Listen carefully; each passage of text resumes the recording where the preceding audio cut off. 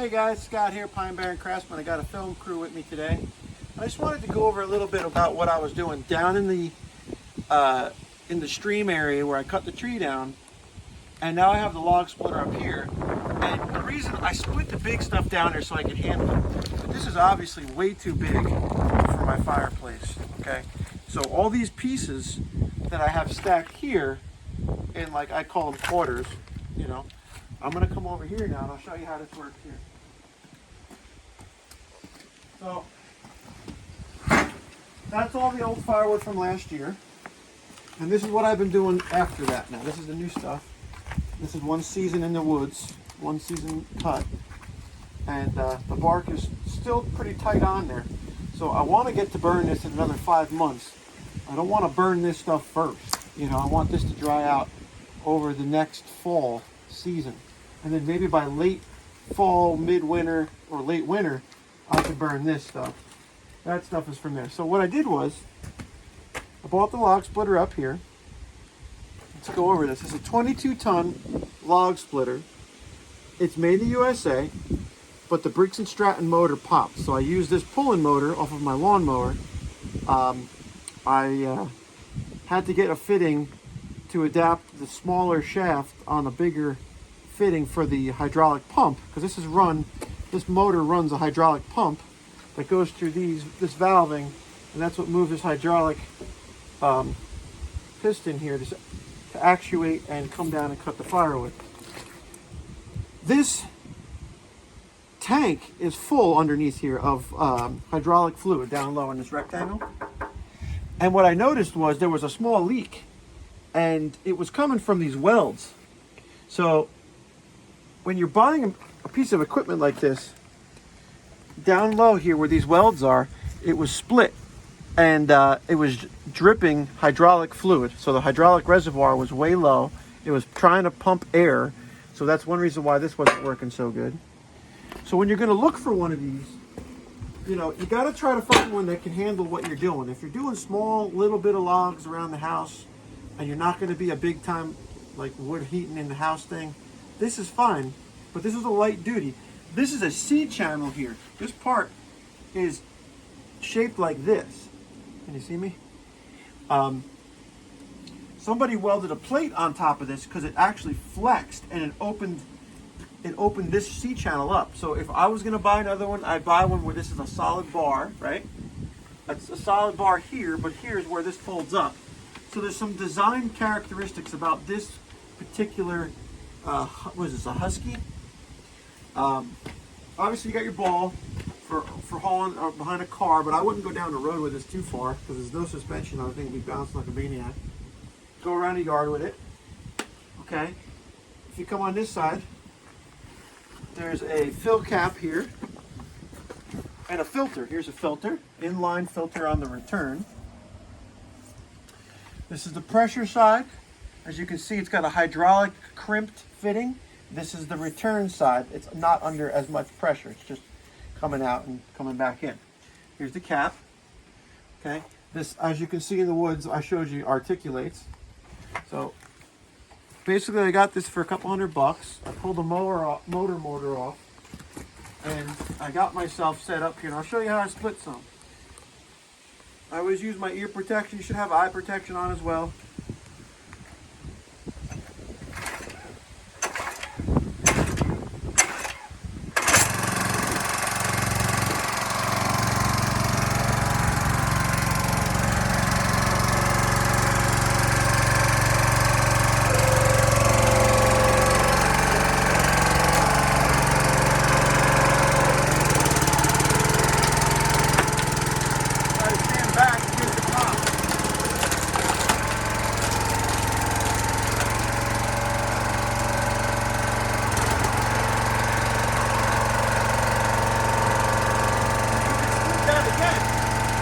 Automatically return and then a pop.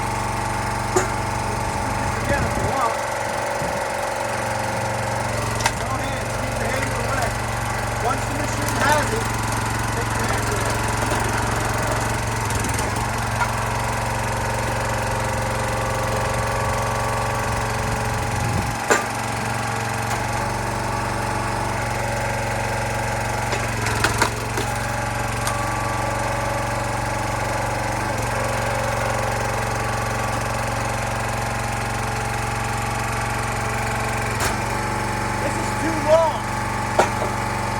probably at the max that my fireplace can fit.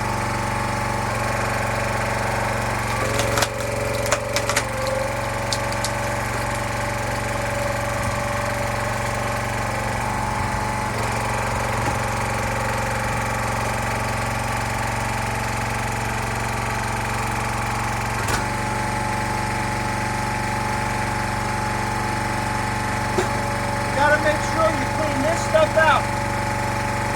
Clean this out.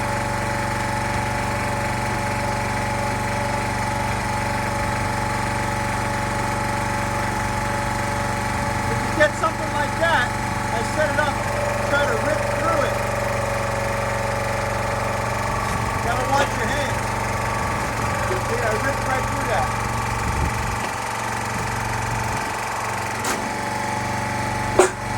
I cut this on too much of an angle. See? It's very hard to split those. You gotta line it up.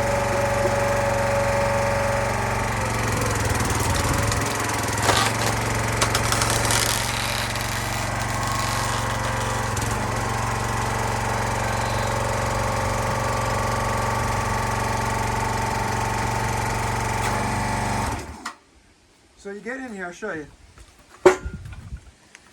Some of the stuff that I found over the years is that like this dry rotted center stuff doesn't burn as good. It's kind of brittle.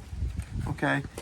As you can see, when I cut this piece of firewood, I was cutting it straight here, but this might have been an original cut of something else, or maybe I was in this angle and I went a little on an angle. When you end up with these pieces, they get hard to split. So you got to try.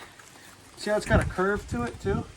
This machine has a little play in it. If you look here, it's got a little bit of play in it. So it'll go left and right. It'll kind of like find its own path. And you'll end up with like some pretty gnarly split wood like this. See how it's kind of like a weird shape? So that makes it harder to stack. You come over here and you got to try to figure out a way to make this look like it's going to hold stable with snow and wind on it. So if you come on over on this side, I'll show you a little bit about my stack.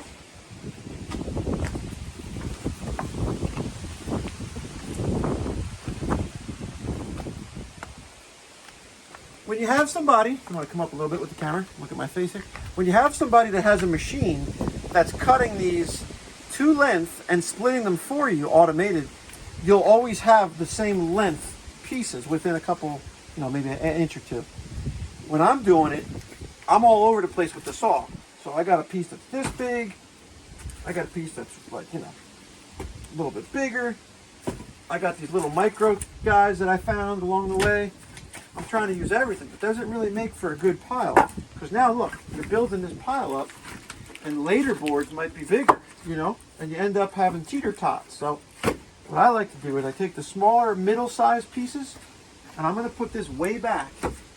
See, now I got this gap here. It gets a little bit like a jigsaw puzzle, and I don't want to make it too complicated, but see, there's another medium-sized piece. So now I got those two pieces back to back, and I got a super long one, so when I put this on top of it, it's a little bit more stable. And I always find myself rotating the boards, constantly making sure that they're level this way. It's very important because as you go up, you want this to be solid. So as you look here, you'll see I got a little ins and outs here and there, but it's overall the same line. And I'm constantly checking it. When you're working off of the house, it's easy. So we did splitting, we did that. I showed you how this machine works. I think it's pretty much the maximum that I can show you. It's just a matter of, being consistent with your cuts. Like this one's way big. This probably won't fit in my fireplace. And this one's going to end up being really small. That's like half the size almost.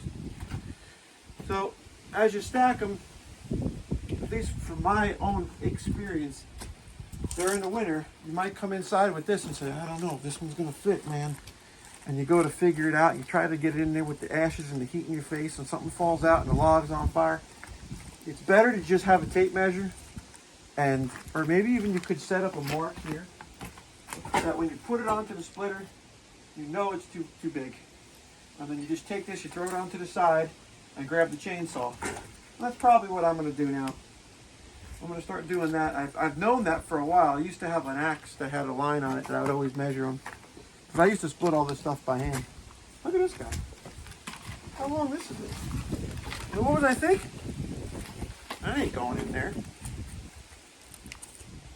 Well, make a pile of the extra long ones, come back and hit them up. And hopefully, when you're in the woods, you can eyeball them. You know, my eyeball's a little off. Thanks for watching. Like, share, subscribe. Scott, Pine Barren Craftsman, Wood Shop, Chop Shop.